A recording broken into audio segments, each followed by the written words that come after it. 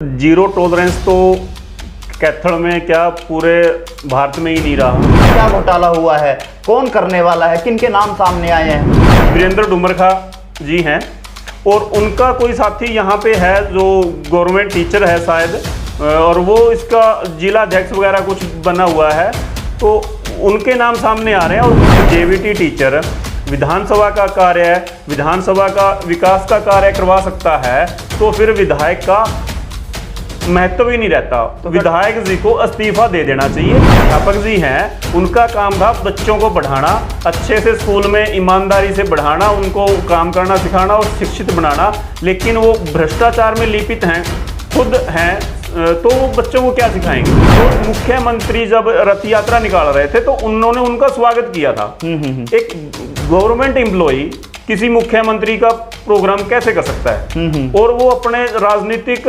Banner poster कैसे लगा सकता है। क्या जो नहीं बोल रहे पूर्व विधायक या वर्तमान विधायक, वो उनकी पार्टी के मेंबर हैं, उनके विधायक हैं, तो ऊपर से कोई दबाव होगा, उनके घर कोई मान लो दान दक्षिणा पहुंच गई होगी तो वो चुप हो गए होंगे। तो वो उनके ऊपर पता नहीं क्या दबाव आया, कहाँ से आया भी, ना दोबारा लीलाराम जी का कोई बयान आया, ना कमलेश जी का कोई बयान आया, तो कहीं ना कहीं कुछ ना कुछ तो गड़बड़ है। नमस्कार, मैं हूं मोहन नायक, आप देख रहे हैं कैथल टीवी। लगातार सफाई घोटालों की आवाज़ जो है वो बुलंद होती नजर आ रही है। आज हमारे साथ सफाई घोटाले पर चर्चा के लिए हैं उत्तरी हरियाणा के आम आदमी पार्टी के किसान सेल के उपाध्यक्ष सुनील सारन जी। उनसे बात करेंगे। नमस्कार सुनील जी। नमस्कार जी मोहन जी। सुनील जी, सफाई घोटाले, करोड़ों रुपए के सफाई घोटाले कैथल में, उसको लेकर क्या कुछ कहना चाहेंगे, जहां भाजपा सरकार जीरो टॉलरेंस की बात करती है? सर, जीरो टॉलरेंस तो कैथल में क्या पूरे भारत में ही नहीं रहा। जब से भाजपा सरकार आई है भारत के अंदर, प्रदेश के अंदर, तो जीरो टॉलरेंस का तो इनका सिर्फ नारा था, लेकिन ये इसकी आड़ में अपने चहेतों के घर भरने में लगे हुए हैं। जैसा कि आपने अभी पीछे देखा भी, सफाई घोटाले के नाम पर लगभग 12-13 करोड़ रुपए का घोटाला हो गया जी। तो जीरो टॉलरेंस कहाँ से होगी? इसके बारे में ये जीता जागता सबूत है। पहले विधायक रहे किलायत से रामपाल माजरा जी ने भी उसको उठाया, उसके बाद विधायक लीलाराम जी जो कैथल से विधायक है उन्होंने उठाया, फिर किलायत से जो अभी विधायक हैं कमलेश जी, उन्होंने भी एक बार आवाज़ उठाई, लेकिन वो उनके ऊपर पता नहीं क्या दबाव आया, कहाँ से आया भी, ना दोबारा लीलाराम जी का कोई बयान आया, ना कमलेश जी का कोई बयान आया, तो कहीं ना कहीं कुछ ना कुछ तो गड़बड़ है। तो इसके पीछे का राज क्या घोटाला हुआ है, कौन करने वाला है, किन के नाम सामने आए हैं? ये जो घोटाला सफाई घोटाले के नाम से हुआ है, ये सर छोटू राम विचार मंच के नाम से कोई मंच चल रहा है, और उसके सरगना जिसने वो संस्थापक हैं या सरगना कह लो, वो वीरेंद्र डुमरखा जी हैं, और उनका कोई साथी यहाँ पे है जो गवर्नमेंट टीचर है शायद, और वो इसका जिला अध्यक्ष वगैरह कुछ बना हुआ है, तो उनके नाम सामने आ रहे हैं, और उन्हीं का जो भी करता धरता वही है उसके। तो हम सीधी तौर पे उन पे किस तरह से आरोप लगा सकते हैं? क्या कोई तथ्य सामने आए थे कि जो टीचर्स की हम बात कर रहे हैं वो इसमें शामिल हैं? इस तरह के तथ्य सामने आए हैं इस घोटालों में? इस तथ्य में सामने बहुत कुछ आया है, तथ्य नहीं सबूत भी सामने हैं, और वो गांव में घूमते हैं। सरपंचों के साथ भी उन्होंने पीछे लगभग 1 साल पहले, 1.5 साल पहले हर गांव में गए और सरपंचों को ये कहा अगर आपको ग्रांट चाहिए तो मैं दिलवा लाता हूँ। एक जेवीटी टीचर होते हुए कोई व्यक्ति ये कह दे गांव के सरपंच को या किसी चेयरमैन को, नगर पालिका के या किसी को जाके ये कहे भी अगर ग्रांट चाहिए तो मैं दिलवा देता हूं, तो कुछ ना कुछ तो गड़बड़ है, कहीं ना कहीं तो सेटिंग अच्छी है। यानी आप ये कह सकते हैं कि जेवीटी टीचर ने करोड़ों का घोटाला कर दिया? बिल्कुल, इसमें कोई शक नहीं है।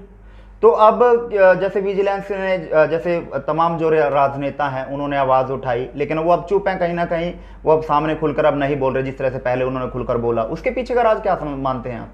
देखो, राजनेता जो नहीं बोल रहे, पूर्व विधायक या वर्तमान विधायक, वो उनकी पार्टी के मेंबर हैं, उनके विधायक हैं, तो ऊपर से कोई दबाव होगा किसी भी तरह का, मुख्यमंत्री का, गृह मंत्री का या किसी और बड़े नेता का, तो शायद वो चुप हैं, या उनके घर कोई मान लो दान दक्षिणा पहुंच गई होगी तो वो चुप हो गए होंगे। तो आपकी पार्टी क्या कर रही है? आम आदमी पार्टी ने क्यों नहीं अभी तक कोई इनिशिएटिव लिया कि इनके इस आवाज को और बुलंद किया जाए?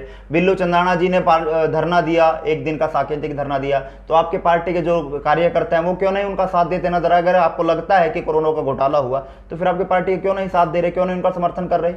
जिस दिन बिल्लू चंदाना जी धरने पे बैठे थे, शायद शनिवार को बैठे थे जी, शनिवार को हमारे राज्यसभा सांसद सुनील गुप्ता जी कैथल जो आए हुए थे, शायद आप भी उनसे मिले थे, तो हम उस दिन उनके साथ व्यस्त थे वो। और इससे पहले भी मैं एक बार एक टीवी चैनल के माध्यम से इंटरव्यू दे चुका हूं इस घोटाले के ऊपर, और आवाज़ उठा रहे हैं और कंटिन्यू उठाते रहेंगे। ऐसा नहीं है हम भी बात नहीं उठा रहे। तो क्या जो बिल्लू चंदाना जी हैं, उनकी धर्मपत्नी बबली चंदाना जी जो पार्षद हैं, वो अब आगे धरना देंगे तो आप लोग उनका समर्थन करेंगे? मोहन जी, हम बिल्लू चंदाना जी के साथ भी हैं, बबली चंदाना जी जो पार्षद हैं, बिल्लू चंदाना जी उनके प्रतिनिधि हैं, हम उनके साथ हैं, वो हमारे बड़े भाई हैं। लेकिन वो एक अच्छे व्यक्ति भी हैं, वो ईमानदार व्यक्ति भी हैं, और हमारी पार्टी का तो सदा से ये उद्देश्य रहा है भी ईमानदार आदमी को साथ लेके आओ, और वो सामाजिक आदमी है, जनसेवक आदमी है, तो हम उनके साथ हैं, और जहां भी जरूरत पड़ेगी हम उनके साथ खड़े हो जाएंगे, कोई दिक्कत नहीं है। तो जैसे कि विजिलेंस को जांच दी हुई है, 2 महीने से ऊपर का समय हो गया, तो आखिरकार फिर इतना समय क्यों लग रहा है कि जांच में अभी तक कोई तथ्य सामने नहीं निकल कर आ रहे? क्यों नहीं अभी तक किसी पर कार्रवाई सामने निकल कर आ रही? इसके पीछे का राज क्या समझते हैं? मोहन भाई, आपको ये पता है भी जब जिसकी सरकार हो और उसी के कार्यकाल में कोई जांच होती है, तो आज तक कोई मंत्री, कोई नेता या कोई फंसा है? इसमें भी नहीं कुछ होगा। लेकिन जब दूसरी सरकार आएगी, जब उसके ऊपर जांच होगी, तो देख लेना सब अंदर जाएंगे, जेल हो जाएगी सबको। तो अब तो आप लोग क्या करेंगे इसको लेकर? अब जैसे लगातार बिल्लू चंदाना है, उनकी पत्नी बबली चंदाना है, वो इसको बुलंद करते जा रहे हैं। अब जैसे सुनने में आ रहा है कि कुछ एक बीजेपी के पार्षद भी हैं जो बैकग्राउंड पर्दे के पीछे से उनको सपोर्ट भी करते नजर आ रहे हैं। हो सकता है वो सामने आकर भी विरोध करें कि सफाई, हमारे समय में इस तरह का सफाई घोटाला करोड़ों का हो गया, लेकिन सफाई हुई नहीं। तो आप आगे क्या करेंगे? आगे हम पूरी पार्टी की ओर से विरोध करेंगे, प्रदर्शन भी करेंगे जरूरत पड़ेगी तो। और इनका जो ठेकेदार बने घूम रहे हैं, जेवीटी टीचर होते हुए जो ठेकेदार अपने आप को कह रहे हैं या एजेंट कह रहे हैं, ये एजेंट कहूँगा मैं इनको, सरकार के एजेंट हैं ये, और हम इनका विरोध जारी रहेंगे लगातार। मैं खुद सोशल मीडिया पे इनके बारे में लिख भी रहा हूँ, डाल भी रहा हूँ भी। जब एक जेवीटी टीचर करोड़ों रुपए के फंड विधानसभा में लेके आ सकता है, तो विधायक और मंत्री का क्या औचित्य रह जाता है? मैं तो सिर्फ साफ साफ स्पष्टों में ये कह देना चाहता हूं, जब एक जेवीटी टीचर विधानसभा का कार्य, विधानसभा का विकास का कार्य करवा सकता है, तो फिर विधायक का महत्व ही नहीं रहता। तो विधायक जी को इस्तीफा दे देना चाहिए। तो जो जेबीटी टीचर है जिनकी आप बात करें, जो कह रहे हैं कि हम विधानसभा से करोड़ों का वो फंड ले आते हैं, तो आगे उनका टारगेट क्या, लक्ष्य क्या समझते हैं आप? राजनीति है, राजनीति, सरासर राजनीति है। जो अध्यापक जी हैं, उनका काम था बच्चों को पढ़ाना, अच्छे से स्कूल में ईमानदारी से पढ़ाना, उनको काम करना सिखाना और शिक्षित बनाना। लेकिन वो भ्रष्टाचार में लिपित हैं, खुद हैं, तो वो बच्चों को क्या सिखाएंगे? जो उनके पास बच्चे जाते होंगे, पढ़ते होंगे, उनको वो क्या सिखा पाते होंगे?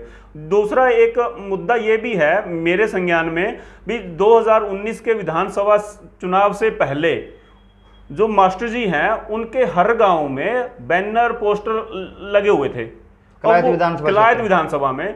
तो उन्होंने वो किस बेस पे लगाए? वो गवर्नमेंट जॉब पे थे या नहीं थे? ये भी कहीं ना कहीं सवाल खड़ा, ये भी विषय बनता है, जांच का विषय बनता है।